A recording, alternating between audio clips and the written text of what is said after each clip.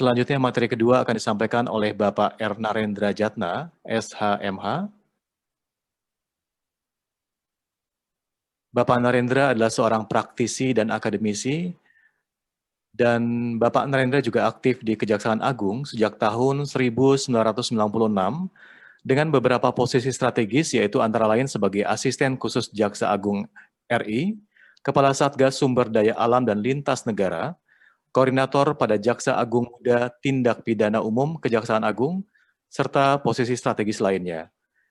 Baiklah hadirin sekalian, saatnya kita berikan kesempatan kepada yang terhormat Bapak R. Narendra Jatna SHMH. Waktu dan tempat kami persilakan kepada Bapak Narendra untuk menyampaikan materi kedua. Silakan Bapak Narendra.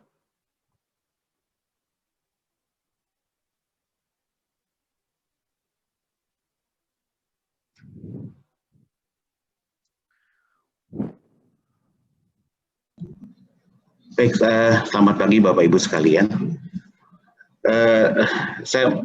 Ini yang saya sampaikan sebetulnya tidak merefleksikan pandangan kejaksaan ya, tapi lebih kepada pandangan saya pribadi tentang. Jadi tentu ada perbedaan antara pada saat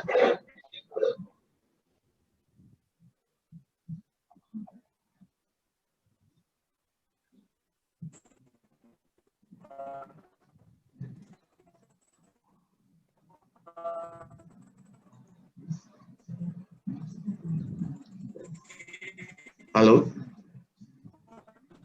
jelas Pak, suaranya Pak? Cukup jelas Pak? Nggak mantul kok di kuping. Iya, jelas ya, di tempat. Cukup jelas Pak, cukup jelas Pak. Baik. Silakan Pak. Ya, baik, karena ya, yang saya sampaikan ini tidak merefleksikan, saya ulang lagi apa yang dianut jaksa-jaksa, tapi saya akan membahasnya dari sudut pandang lebih sebagai akademisi ya. Karena saya punya perspektif yang agak beda. Tapi kalau dalam praktek tentunya sebagai petugas, tentu saya akan menganut ya kurang lebih agak legalistik lah ya katanya. Tapi saya ada sudut pandang yang lain. Seperti misalnya saya akan mulai ya bahwa definisi saya lewat gini. Saya langsung ke UNCAC. Jadi kalau dari perdebatan tadi yang disampaikan Pak Sahlan, Pak KPN, bahwa dalam konteks sifat melawan hukum itu menjadi penting, tapi ada catatan dari saya sebetulnya. Konvensi PBB anti korupsi, di mana kita menjadi anggotanya, ya dalam Conference of State Parties, sebetulnya ada hal yang melarang itu, rekomendasi pasal 2, pasal 3, yaitu unsur kerugian negara, direkomendasikan untuk dihapus. Dan memang pasal 2 dan pasal 3 ini sangat khas Indonesia ya. Karena orang selama ini orang pasti berkaitannya itu korupsi dengan penyalahgunaan kewenangan, timbul kerugian negara, padahal unsur kerugian negara sendiri itu sebetulnya bukan nature daripada unsur yang diatur dalam Konvensi PBB anti korupsi. Ada masalah nggak? Ya ada masalah dalam konteks internasional. Karena sifat unsur kerugian negara itu menjadi tindak pidana korupsi Indonesia, khususnya pasal 2 dan 3 tindak pidana korupsi, sangat bersifat domestik. Itu yang agak beda yang mungkin perlu dipahami bersama. Dan sebetulnya pemberantasan korupsi itu tujuannya bukan semata-mata mengembalikan keuangan negara, tapi tujuan utamanya adalah untuk terciptanya fair competition dan good public service, sehingga pada akhirnya ada good governance, ya bukan semata-mata dalam konteks kerugian negara terus kemudian pengembalian negaranya, bukan itu tujuannya. Nah pemahaman ini juga yang kemudian menjadi kita banyak tidak bisa memahami kenapa sih di Indonesia sudah banyak penindakan tapi kok nilai indeks persepsi anti korupsinya kita kok nggak baik-baik. Nah ini yang mesti sama-sama kita tata sebetulnya. Kenapa? Karena sebetulnya penindakan itu hanya ada beberapa pasal, nggak banyak gitu. Dan sudah punya poinnya satu. Sedangkan pasal-pasal dalam Konvensi PBB anti korupsi masih banyak norma-normanya belum kita kelola dan kita laksanakan. Seperti hanya corruption in private sector. Ya sepanjang itu tidak pernah kita kelola, maka nilai kita tidak akan naik. Jadi ini mesti yang ditata sama-sama oleh kita. Jadi naiknya peringkat indeks persepsi anti korupsi, indikatornya bukan penindakan.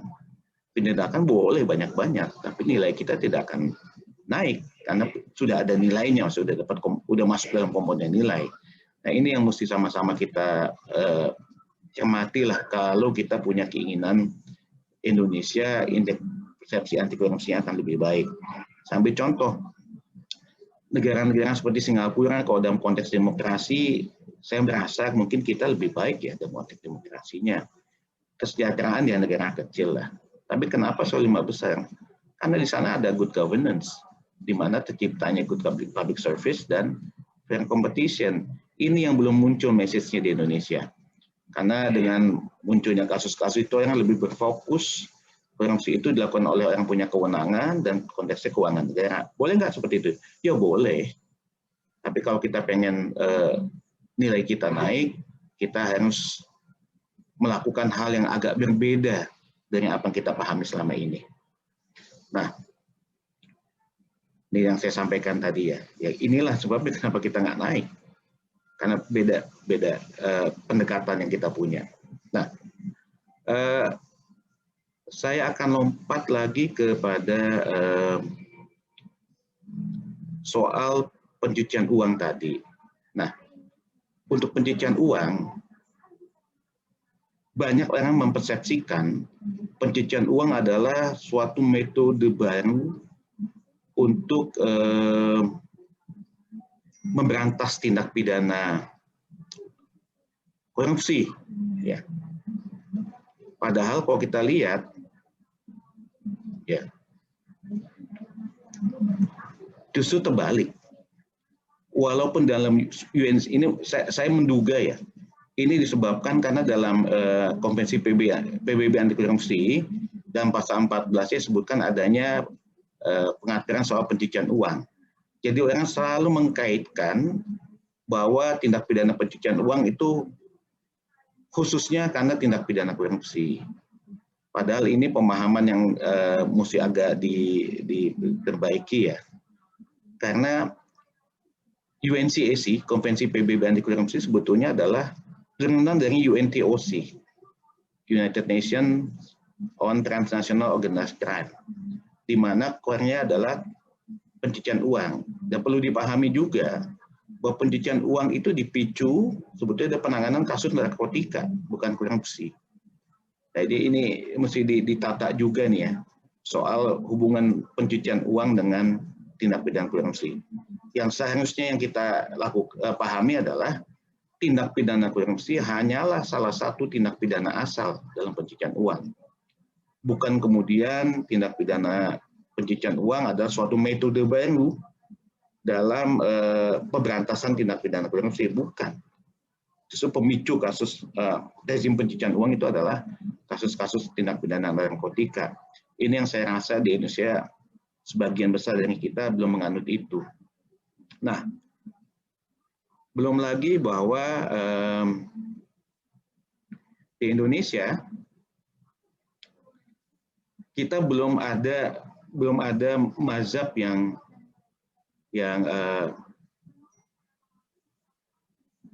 atau buku-buku yang lebih spesifik menuliskan bahwa dalam perkembangannya penuntutannya di dalamnya ada penyidikan, bahwa bentuknya bukan hanya semata-mata guna menemukan tersangka sebagaimana definisi yang ada dalam KUHP kita, bahkan disebutkan bahwa bisa ada penyidikan yang against the persons, yang pendekatannya lebih kepada keadaan retributif, tapi juga against the asset, yang lebih ke restoratif dalam konteks adanya pengembalian aset, atau disebut juga sebagai penyidikan yang sifatnya in rem, bukannya in personam. Nah, kalau lebih luas lagi, rezim pencucian uang sebetulnya, walaupun ini mungkin nggak lazim dipahami, bukan hanya pencucian uang. Kan rezim pencucian uang sebetulnya terdiri dari 3 komponen, yaitu pencucian uang itu sendiri, pendanaan terorisme, dan pendanaan proliferasi senjata pemusnahan massal. Nah, di kita ini lebih lagi nih, masa ada hubungannya. dengan pendanaan terorisme, iya, ada rezim pencucian uang mencakup 3 hal tadi. Tapi selama ini orang lebih akrab bahwa pencucian uang lebih dekat kepada tindak pidana korupsi, padahal dia lebih luas lagi. Karena tindak pidana korupsi hanyalah salah satu tindak pidana asal dari tindak pidana pencucian uang. Nah, jadi bagaimana sih teknik penyidikannya? Nah, memang masih sifatnya terbatas ya di Indonesia untuk pencucian uang. Hanya ada 6 penyidik tindak pidana asal yang menjadi penyidik tindak pidana pencucian uangnya, ya, yaitu polisi, jaksa, ya, kemudian KPK, pajak, bea cukai, ya. Yang lain belum punya. Jadi seolah-olah tindak pidana lain nggak lebih muncul lah di dalam penanganan perkaranya. So perdebatan apakah itu tidak mesti wajib dibuktikan lebih dahulu atau tidak, memang kalau melihat dari standar penuntutan yang ada di Amerika Serikat, maksudnya tidak perlu dibuktikan terlebih dahulu tindak pidana asalnya, itu maksudnya didakwakan secara kumulatif. Bukan kemudian dimaknai dia tidak perlu ada tindak pidana asalnya, perlu. Ya, mungkin di split, ya. Tapi bukan berarti tidak ada tindak pidana asalnya.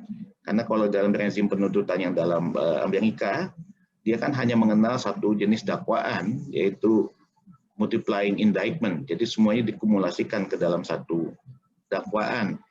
Jadi dalam buku itu disebutkan tidak perlu dibuktikan terlebih dahulu.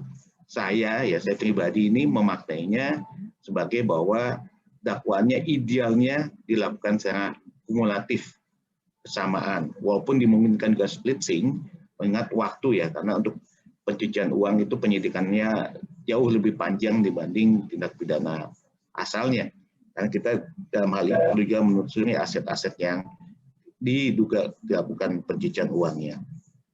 Nah, jadi kembali lagi sebenarnya saya mengajak Bapak Ibu sekalian sebetulnya, kalau kita memang punya keinginan penanganan tindak pidana korupsi kita juga berimpact kepada peningkatan indeks persepsi anti korupsi, maka perlu dipikirkan bersama-sama bagaimana penanganan khususnya pasal 2 dan pasal 3 tindak pidana korupsi dan norma-norma lain yang belum kita kelola sebagaimana diamatkan dalam UNCAC untuk dapat ditingkatkannya indeks persepsi anti korupsi Indonesia.